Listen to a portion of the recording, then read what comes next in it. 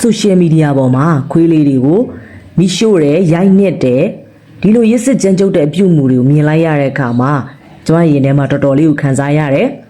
ဒီလိုပြုမှုတွေကပတ်ဝန်းကျင်နဲ့မိဘတွေအတွက်လေးလေးနက်နက်ကိုသတိထားရမယ်အရန်ကိုအရေးကြီးတဲ့ကိစ္စတစ်ခုဖြစ်ပါတယ်ကလေးတွေမှာဒီလိုရစ်စစ်တတ်တဲ့ဇယိုက်တွေ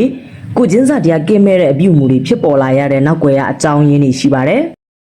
ကလေးတွေကသူတို့ပတ်ဝန်းကျင်မှာမြင်တွေ့ရတဲ့အပြုအမူတွေသိကြပါတယ်အင်တာနက်တွေဆိုရှယ်မီဒီယာတွေထဲမှာတိရစ္ဆာန်တွေကိုညှဉ်းပန်းနှိပ်စက်တဲ့ဗီဒီယိုတွေမြင်ရတဲ့အခါမှာပတ်ဝန်းကျင်ရဲ့ရစ်စစ်တဲ့အပြုအမူတွေမြင်တွေ့ရတဲ့အခါမှာကလေးတွေရဲ့စိတ်ထဲမှာပုံမှန်လို့ရုပ်လို့စင်တစ်ခုလို့ထင်သွားတတ်ကြပါတယ်ကလေးတွေကသူတို့ရဲ့လုပ်ရရဲ့နောက်ဆက်တွဲဆိုးကျိုးကိုနားမလည်ပဲနဲ့အပျော်သဘောနဲ့လုပ်တတ်ကြတယ်တငယ်ချင်းတွေကြားမှာဒါမှမဟုတ်ဆိုရှယ်မီဒီယာပေါ်မှာနာမည်ကြီးချင်လို့လည်းလုပ်ကြတယ်ကလေးတွေစုမိတဲ့အခါမှာသူရဲကောင်းဖြစ်ချင်တဲ့စိတ်တွေလူဝင်ဆန့်ကျင်တဲ့စိတ်တွေကြောင့်မို့အမားမှန်ကိုခွဲခြားနိုင်စွမ်းမရှိတော့ဘဲနဲ့ပြုမှုတတ်ကြပါတယ်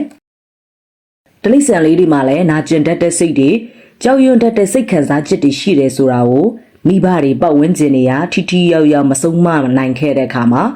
တလိษံတွေကိုတစ်မဲ့ကစားစရာတစ်ခုလိုသဘောထားပြီးတော့နှိပ်စက်မိတတ်ကြပါတယ်ကိုနာကျင်တယ်လို့သူတို့လည်းနာကျင်တတ်ပါလားဆိုတဲ့ကိုချင်းစာတရားအားနေတာဖြစ်ပါတယ်မိသားစုအချင်းချင်းအကြံဖက်တာ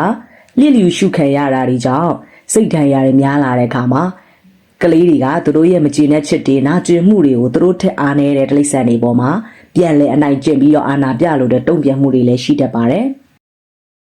ကလေးတွေကတိရစ္ဆာန်တွေပေါ်မှာရေးရေးစစ်စစ်ပြုမှုတဲ့အပြုအမူတွေအားဆိုရင်နောက်ပိုင်းမှာလူသားချင်းချင်းအပေါ်အထိပါအကြမ်းဖက်လာနိုင်တဲ့စိတ်ပိုင်းဆိုင်ရာပြဿနာတစ်ခုဖြစ်ပါတယ်ဒါကြောင့်မိဘတွေနဲ့လူမှုပတ်ဝန်းကျင်ကနေဒီလိုလုပ်ရက်တွေကိုပြက်ပြက်သားသားတားမြစ်ပြီးတော့လမ်းမှန်ကိုရောက်ဖို့အချိန်မီပြုပြင်ထိန်းချောင်းပေးဖို့လိုအပ်ပါတယ်